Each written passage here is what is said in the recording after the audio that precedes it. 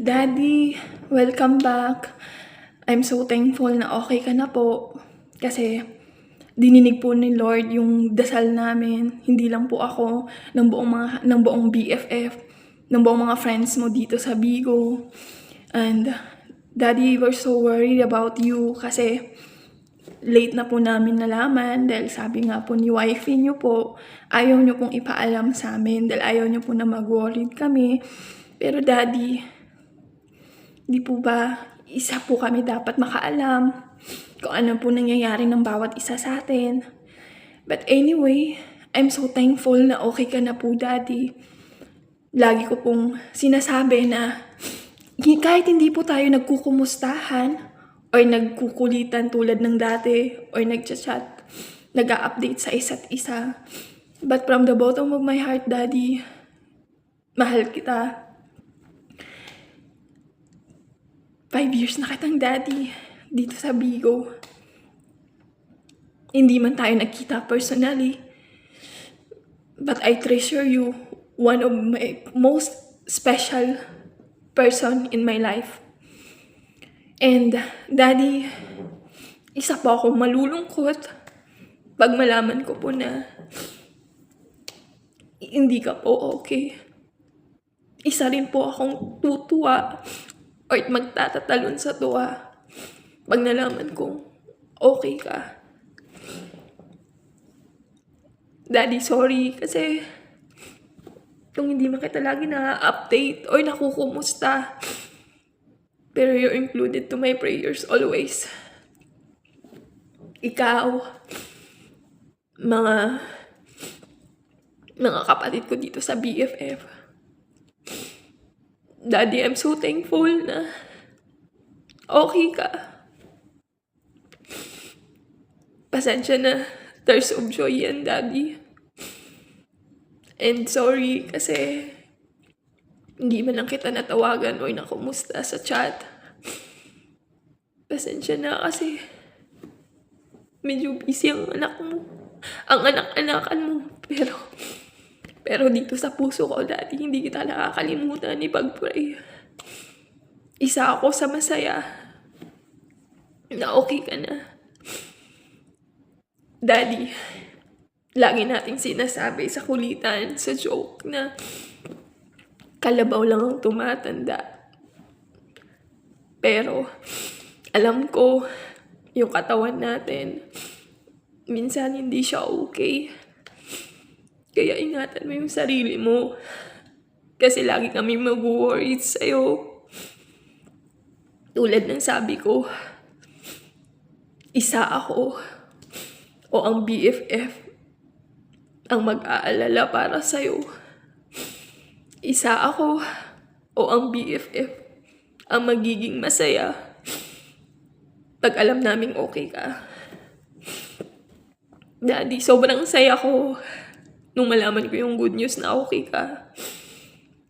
Welcome back. Hindi ko man masabi. Welcome back to your second life. Nandito lang kami. Huwag na mahihiyang magsabi sa amin. Kasi lagi kami nagsasabi sa'yo sa mga problema namin. Diba? Sino ba ang kakapitan natin sa isa't isa kundi tayo, diba? Kaya nandito lang kami makikinig tulad ng ginagawa mong pakikinig sa amin sa mga problema namin, sa mga love life namin. Thank you sa mga advice. Sobrang worried ko sa'yo. Kasi tinuturing kitang most special someone in my life. Even though hindi ko laging sinasabi sa'yo yan, Daddy. Pero isa ka sa pinaka-importanting tao na nakilala ko dito sa Bigo. Isa akong iiyak pag malaman kong hindi ka okay. Isa akong magiging masaya o tatalon ako sa tuwa pag nalaman kong okay ka. Ingatan mo lagi sarili mo, Daddy. Kasi hindi ko laging masasabi sa'yo yan. Hindi ko laging matchat sa'yo yan. From the bottom of my heart, I love you, Daddy. Kasi ikaw ang una kong nakilala nung nagsimula ako sa Bigo. Thank you kasi naging part ako ng life mo. Hindi man daily lives, pero naging part ako ng life mo sa loob ng 5 taon. Thank you, Daddy, for everything. Ingat ka lagi. Pasensya na. Hindi ko mapigil ang iyak ko. Pero tears of joy yan, Daddy. Walang ano man yan, tears of joy yan. Kasi nalaman kong masaya ka. And welcome back, Daddy. Kung bigyan lang ako ng chance, bigyan lang kami ng chance ng bawat isa sa BFF. Gusto ka namin i-hug personally, sabihin sa'yo na nandito lang kami. Na mahal ka namin. Thank you for being the founder of BFF. Thank you for the head. Isa na nagpapatatag sa BFF na kahit hindi man kami lagi nandyan o hindi man kami laging present sa mga kulitan sa Bigo. Pero nakatayo pa rin yung BFF dahil sa inyo, dahil sa'yo. Thank you for your love and joy that you're giving us. Thank you for the sunshine. For me, alam mo yan, Daddy.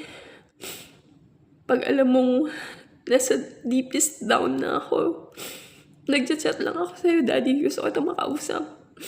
Reply ka kaagad. Sasabihin mo, okay, tawag ka. Okay na ako. I'm so thankful to you, Daddy. And grateful for coming into my life. Not for being. Hi, Dave. At saka, paano ba? Well, thank you, Lord God. Thank you, Lord God, kasi binigyan mo pa si Daddy ng karugtong na buhay at saka successful yung nagiging operasyon niya. Daddy, namimiss ka namin. Mag-ingat ka palagi, Dave. Magpagaling ka ha. Kumain ka ng masasarap at masustansyang pagkain para mabilis yung pagaling mo. Yun lang, te. Ano ba yan? Yun lang talaga, di. Pagaling ka, namimiss ka na namin. Saka, we will see you soon. We will see you soon. I miss you, Daddy. I love you.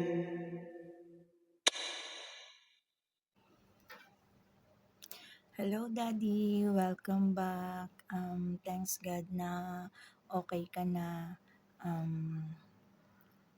Sobrang happy kami na babalik ka na. So,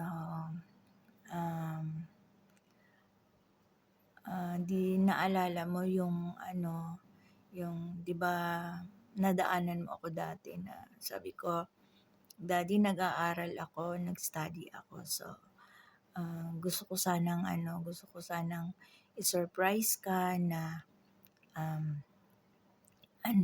pagbalik ko sa GC na, Daddy, ganitong nangyari sa akin sa pag-aaral ko, successful naman. So, ako yung na-surprise dahil ayan nga, may nangyari sa'yo. And salamat sa Diyos na okay ka naman. So, ayun. Gusto ko lang ipaalam sa'yo na nung una, gusto kong sabihin sa'yo na, Daddy, kasama ako sa top 10. Yung parang gusto kong magsumbong sa parang tatay ko, best friend ko, parang ganon. So, nami-miss kita, Daddy. So, yung dati, ikaw yung sumbungan ko sa lahat, pati sa love life. Kahit na nakakahiya, alam na alam mo yung alam na alam mo. Pero,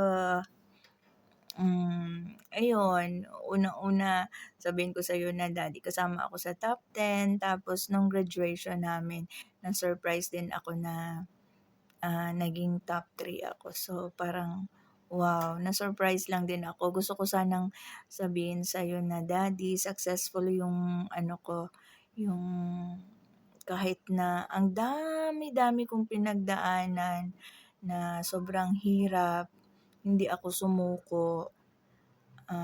Dahil alam kong, um, marami din nagmamahal sa'kin, ayun.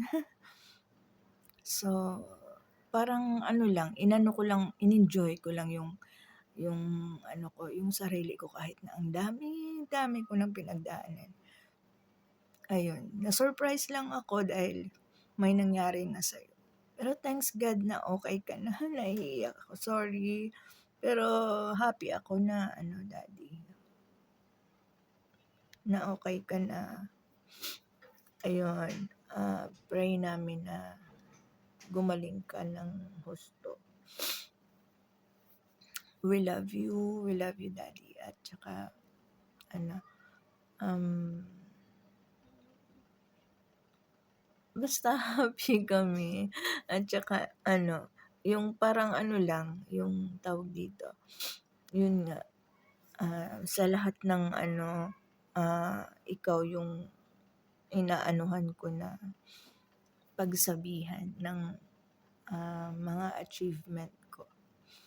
I love you daddy and welcome back. Ayun. Hi Dad, kamusta po? Welcome po Daddy. Sana nagustuhan mo yung sorpresa namin na ginawa para sa'yo. Sa totoo lang talaga Daddy, nung nalaman namin na nangyari sa'yo, lahat po kami nalungkot, may umiyak, at nagtulong-tulong po kami, nagsama-sama po kami nanalangin para sa'yo. At alam naman po namin na malakas ka, matapang ka. At ayan po, andito po kami, mga anak mo dito sa Vigo. Na tinatawag ka naming ikaw yung tinatawag namin na pangalawang ama dito sa Vigo. Ikaw yung taong, sorry. Ikaw po yung tao na hindi mo pinagkakait sa amin yung mga advice na para makakabuti sa amin, 'di ba? Ayun po Daddy, um, ang dalangin ko lang po kay Panginoon, magtuloy-tuloy po yung, manumbalik po yung kalakasan po Daddy. And, andito lang po kami, and habang nagpapahinga po kayo, andito lang po kami mga ano mo, mga kagrupo mo, mga anak mo dito sa Bicol, sa BFF. Andito lang po kami, papatuloy po namin, kung ano po kung ano po yung nasimulan po natin 'no, na na ano, na nasimulan natin dito sa grupo na 'to. Hindi po namin 'to bibitawan. Habang ikaw ay nagpapagaling diyan, andito lang po kami at, 'pag ikaw naman po ay kaya mo ng excuse me, kung kaya niyo na pong, ayun na manumbalik yung ano, I mean excited na po kami na muli na makasalamuhan namin kayo ulit nitong, may mga alam mo yung mga gawain natin dati, nagkukulitan tayo sa Bigo. Alam ko sa ngayon hindi natin magagawa ulit 'yan dahil alam namin po ikaw yung papagaling ngayon Daddy. Tawag nito, nakaka-miss din po kasi Daddy yung mga alam mo yun, yung mga panghaharot niyo, pangungulit niyo, yung yung mga ano natin, yung mga ginagawa natin sa Bigo 'pag nakikita mo ako, 'di ba? Yun lang po. Talagang Daddy ano, tawag nito, nalungkot kami kasi di namin na-expect na mangyayari sa inyo. Nawa po pa nga, Daddy, magpagaling po kayo at huwag ka masyadong magdadala sa stress. Yung pinagdaanan mo ngayon Daddy, pagsubok lang po 'yan. Dahil sinusubok lang po tayo ng Panginoon kung paano tayo katatag, kung paano po tayo, kung paano yung kalakas yung pananalig natin sa Panginoon. Um, Huwag po kayong bumitaw, kumapit lang po kayo sa ating Panginoong Hesus. Idalangin niyo po ang iyong kagalingan at itataas ko rin po ang aking dasal, kahilingan sa ating Panginoong Hesus na magpatuloy po ang iyong, ah, paggaling at manumbalik ang iyong lakas, manumbalik yung Daddy dati na palabiro, palatawa, kahit po, alam mo yun Daddy, hindi namin alam na may pinagdadaanan ka pala na sakit 'no, na iniinda mo na pala yan. Pero pagdating sa amin, nakangiti pa rin po kayo Daddy. Hindi mo alam mo yon yung hindi mo man lang pinapakita sa amin na ganyan na may iniinda ka pala. Siguro after natin magkulitan sa Bigo, nagiging ano ka, dun mo lang tinatago yung nararamdaman po. Yun po, yun lang po Daddy, magpagaling po kayo. Mahal na mahal ka po namin na ah, mga kagrupo mo dito sa BFF. Lahat po kami nalungkot. Karamihan po sa amin umiyak din po. Nagpapasalamat din po kami kay Ma'am Lani dahil po hindi niya po pinagkait sa amin na na malaman namin yung sitwasyon mo. Ang alam lang po namin is nagpahinga lang kayo or iniisip din namin wala kayong connection or busy sa trabaho pero hindi namin alam na nasa ospital na po talaga kayo. And ayun po Daddy, magpasalamat din po ako sa buhay ng asawa mo na hindi niya pinagdamot sa amin yung para malaman namin yung sitwasyon mo. Ang ano lang po namin Daddy, mag-iingat ka po lagi, huwag kang padala sa stress, pagpatuloy mo lang yung kung ano mang mga sinabi sa'yo ng doktor, ituloy-tuloy mo lang yan para manumbalik yung katawan mo. Andito lang po kami, mag-aantay sa'yo, mag-aantay sa iyong kagalingan, antayin ka namin. Huwag po kayong mag-alala sa grupo natin, hindi ito mawawala. Andito lang po kami para sa'yo Daddy at, hindi namin hahayaan dito na magkawatak-watak tayo dahil alam ko, alam namin lahat kung ano yung sakripisyo niyo po at simula pa nung nandun tayo sa dati nating grupo, paano mo sinasakripisyo na i-handle, i-manage mo yung grupo na 'to, hindi tayo magkahiwa-hiwalay. So, ayun Daddy, maraming maraming salamat po. Ako, hindi ko alam kung paano kita matutulungan, kung paano po kita kung ano pa maitutulong ko sa'yo dahil ikaw marami kang naitulong sa akin. Hindi lang po sa mga advice, marami pa po. Alam niyo po 'yun kung ano po 'yun Basta Daddy, 'pag kailangan mo lang andito kami, andito rin po ako Daddy ha. Huwag kang mag huwag kang mahiya, huwag kang mahiya lumapit sa amin, kontakin mo lang kami, tawagin mo lang yung BFF, serious back po kami sa'yo Daddy. I love you Daddy, mahal na mahal ka namin and, nagdadasal ko po na tuloy-tuloy na yung kagalingan po. Ito lang po ang sa ngayon ang kaya kong sa ngayon na kaya kong ibigay na tulong sa'yo na kumatok sa ating mahal na Panginoon. Nabasbasan ka ng ating mahal na Panginoon na magkaroon I mean, na maging mabilis ang iyong paggaling Daddy. I love you Daddy. See you soon at alam ko darating din yung panahon na magkikita rin tayo kung sakali sa Pilipinas. Mahal na mahal kita Daddy. Love you so much.